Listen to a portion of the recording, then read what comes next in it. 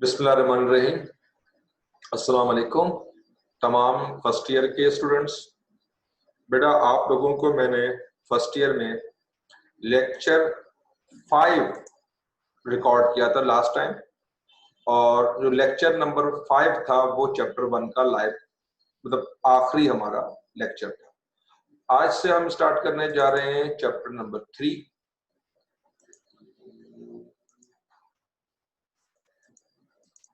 Physics first year chapter number 3। आज उसका first lecture है, लेक्चर नंबर 1। देखिए हमने चैप्टर 1 को मुकम्मल किया 5 लेक्चर में, और अब हम स्टार्ट करने जा रहे हैं चैप्टर नंबर 3। चैप्टर नंबर 2 जो आपके पास है हम उसको बाद में पढ़ेंगे। उसकी वजह यह है कि चैप्टर नंबर 3 लिंक करता है। चैप्टर 3 समझ में आएगा तो आपको 4 समझ में आएगा, और फिर 5 और फिर लिंक बन जाएगा। और ये सबसे मेन चैप्टर है आपका, और इसमें बहुत सारी चीजें ऐसी हैं जो कि आपने ऑलरेडी पढ़ रखी फर्स्ट ईयर में। तो बिस्मिल्लाह करेंगे। चैप्टर नंबर 3 का आज हमारा फर्स्ट लेक्चर है। चैप्टर नंबर 3 नाम है इसका मोशन, और इसमें हमारा फर्स्ट टॉपिक है डिस्प्लेसमेंट। आपके पास कोई से भी 2 पॉइंट्स हैं, आप उन्हें कोई भी नाम दे दें, ए और बी। आप अगर किसी भी एक पॉइंट से चलते हैं, किसी भी ट्रैक पर होते हुए, किसी भी रास्ते से होते हुए आप अपने एंड पॉइंट बी पर पहुंचते हैं, तो जो ट्रैक आपने यहाँ इस्तेमाल किया है इस ट्रैक को कहते हैं डिस्टेंस। तो डिस्टेंस वो रास्ता है जो आपने ट्रेस किया है किसी एक पॉइंट से दूसरे पॉइंट तक जाने के लिए। But the shortest distance between 2 point is called displacement. तो डिस्प्लेसमेंट बेसिकली डिस्टेंस ही है, पर ये शॉर्टेस्ट पॉसिबल डिस्टेंस है जिसे हम डिस्प्लेसमेंट कहते हैं। पर यहाँ एक छोटा सा मसला है कि ये बात तो मैट्रिक में भी आपको बताई गई थी, और दोबारा क्यों पढ़ा रहे हैं, उसमें थोड़ा सा एडवांसमेंट है। एडवांसमेंट इस सेंस में है कि आपके पास अगर ये 2 पॉइंट्स बताए गए हैं, तो याद कीजिएगा जब आप लोग मैट्रिक क्लास में थे तो पॉइंट बनाने के लिए आपको रेफरेंस चाहिए था। 1 मिनट के लिए जरा इस चीज को यूं समझिए कि अगर कोई आपसे एक सवाल पूछे कि बेटा ये बताओ कि आप छोटे हैं या आप बड़े हैं, तो डेफिनेटली आप कहेंगे कि सर हम छोटे हैं किसी से और बड़े हैं किसी से। इसका मतलब ये निकल रहा है कि आप किसी रेफरेंस की बुनियाद पर ही ये बता सकते हैं कि आप छोटे हैं या बड़े। एब्सोल्युटली तो आप ना छोटे हैं और ना ही आप बड़े।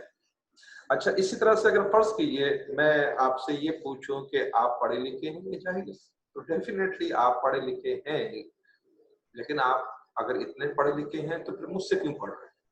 इसका मतलब ये हुआ कि आप क्लास 9 के बच्चों के लिहाज से, क्लास 6 के बच्चों के लिहाज से आप पढ़े लिखे हैं, लेकिन डेफिनेटली फर्स्ट ईयर के लिहाज से, सेकंड ईयर के लिहाज से आप चाहिए, तो आप रिलेटिवली हैं जो कुछ भी हैं।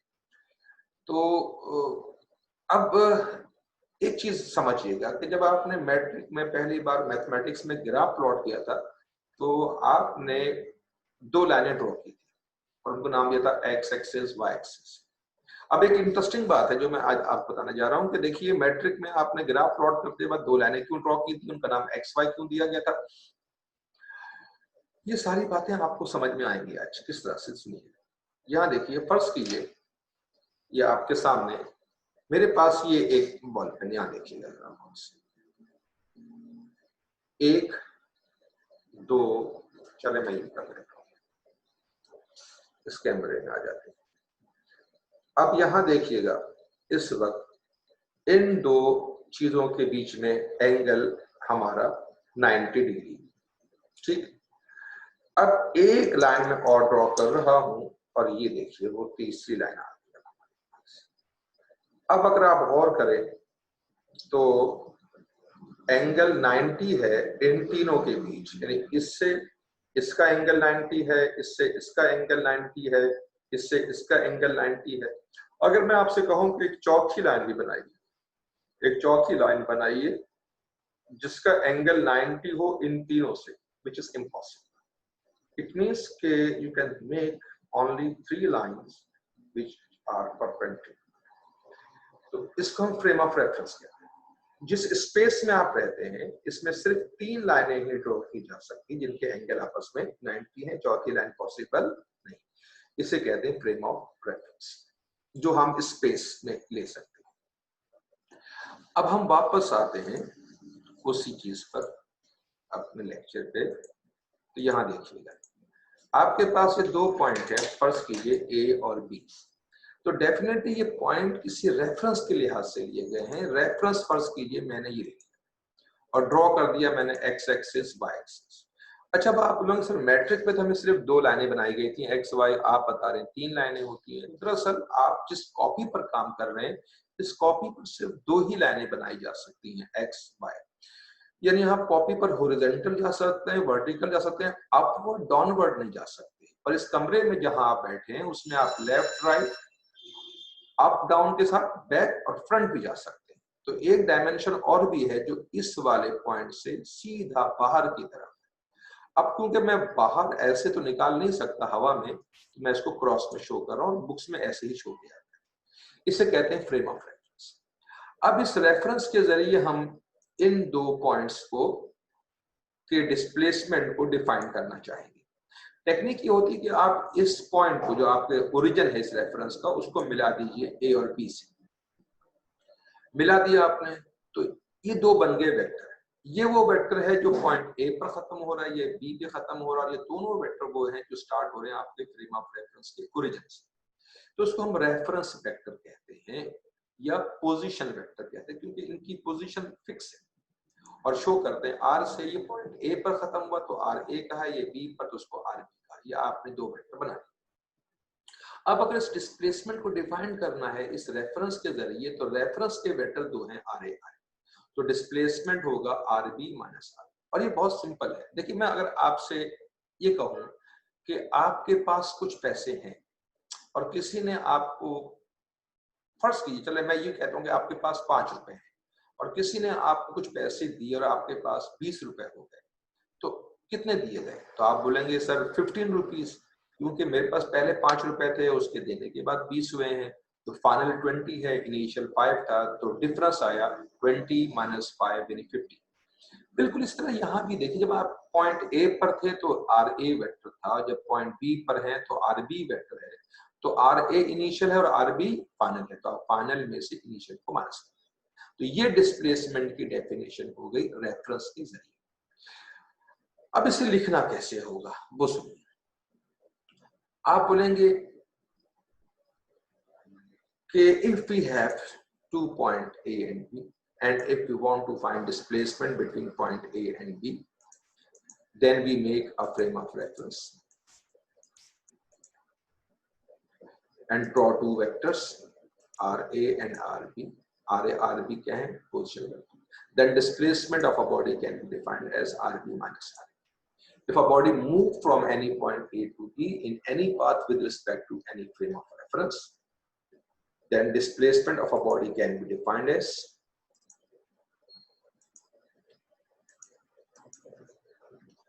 it is the position vector of point B minus position vector of point A. Mathematically it can be expressed as.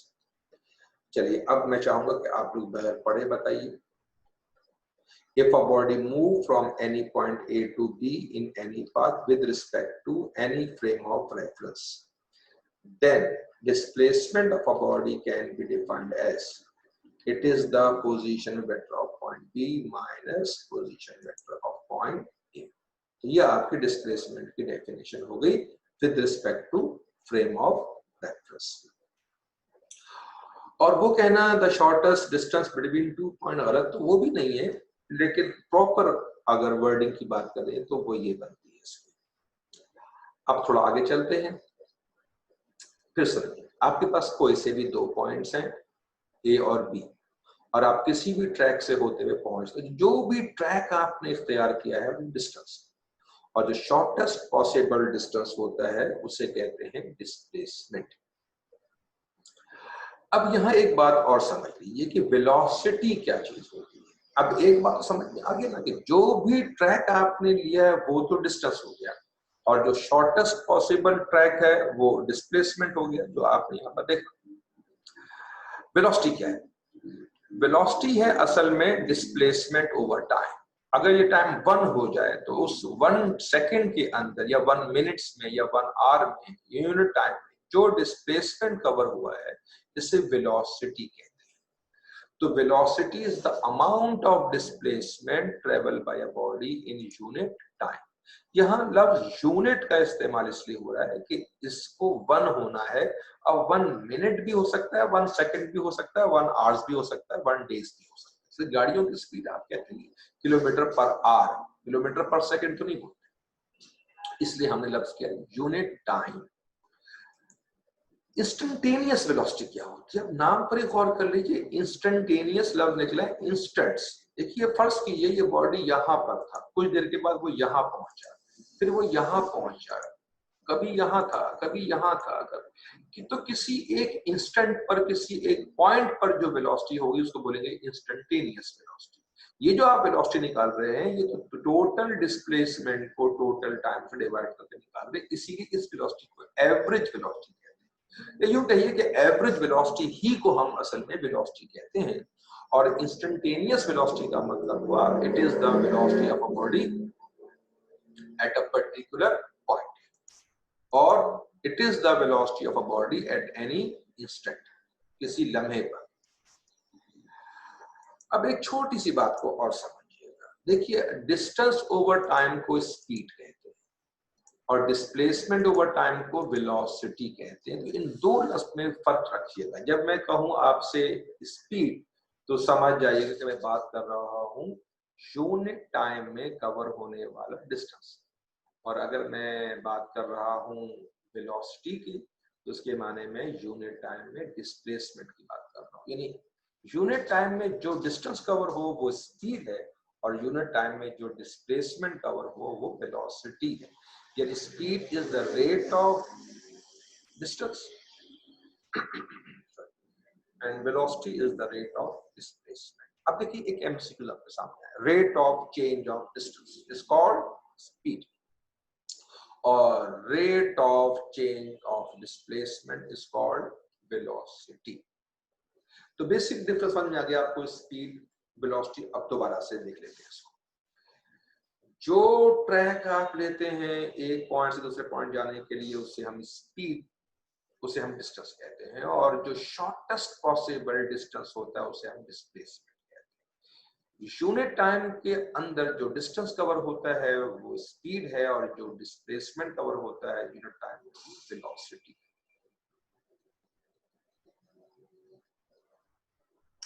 The velocity of a body at a certain instant of time is called, तो किसी एक certain instant पर हो या किसी एक certain point पर होगा उसे कहते हैं हम इंस्टेंटेनियस वेलोसिटी। अब हम आ जाते हैं एक्सेलरेशन। देखिए एक्सेलरेशन लफ्ज पर गौर कीजिए। एक्सेलरेशन लफ्ज निकला एक्सेलरेट से। एक्सेलरेट का मतलब होता है कि एक सेकंड में यूनिट टाइम में वेलोसिटी में कितना चेंज आ रहा है। यहां देखिए इस इक्वेशन में इस वीएफ के माने होते हैं फाइनल वेलोसिटी, वीआई के माने हैं इनिशियल वेलोसिटी, और टी के माने हैं टाइम। फाइनल में से इनिशियल को निकालेंगे तो ये वेलोसिटी में चेंज आ गया, और डिवाइड कर दिया आपने इसको टाइम से, तो इसको हम बोलेंगे एक्सेलरेशन। तो अगर एक सेकंड में या एक मिनट में जो वेलोसिटी में चेंजिंग आ जाएगी उसे बोलेंगे एक्सेलरेशन। तो एक्सेलरेशन क्या? It is the amount of change of velocity in unit time.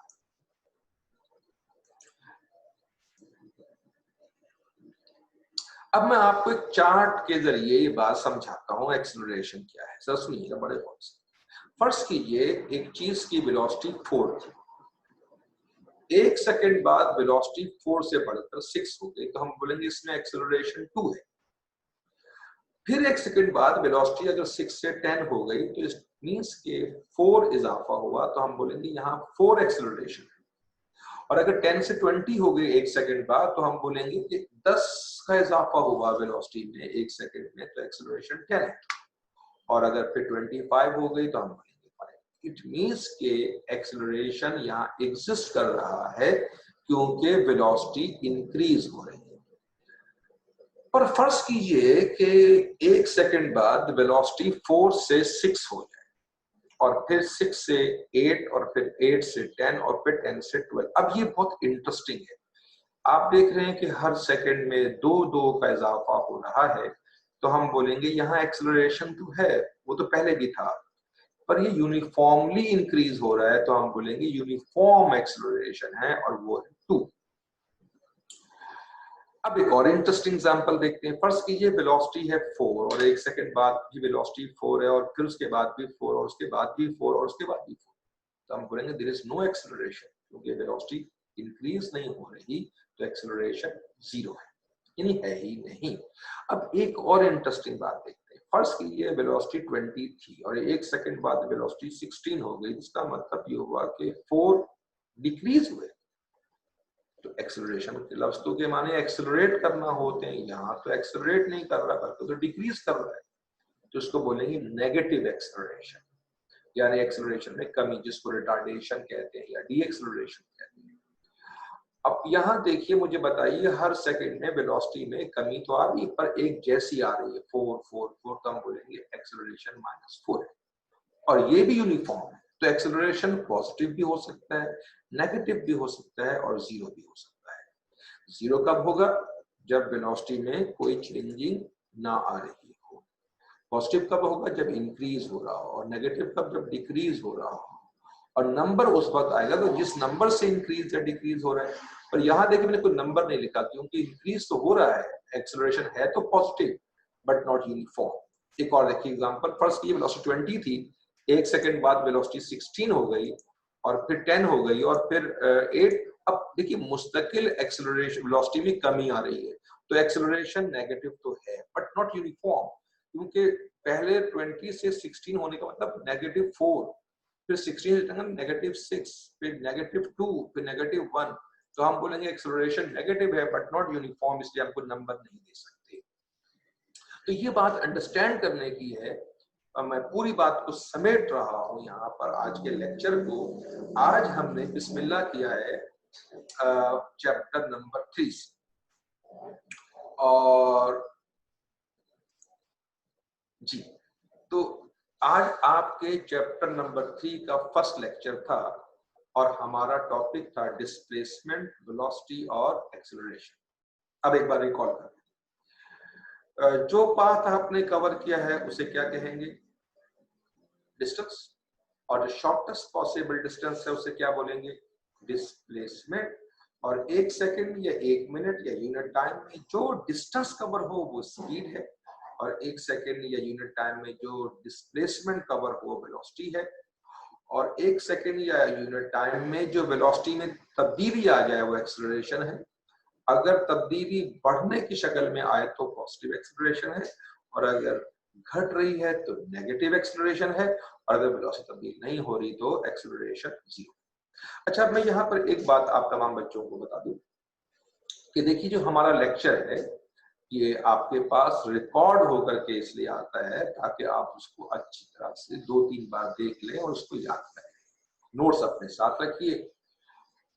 अब जैसे आपका टेस्ट चैप्टर 1 का हुआ और वो आपको कल बल्कि आज ही इंशाल्लाह एक लिंक मिलेगा और उस लिंक में आप जा करके अपना टेस्ट परफॉर्म करेंगे और उसकी टाइमिंग होगी और आपको वहीं बैठे बैठे रिजल्ट भी मिलेगा इंशाल्लाह।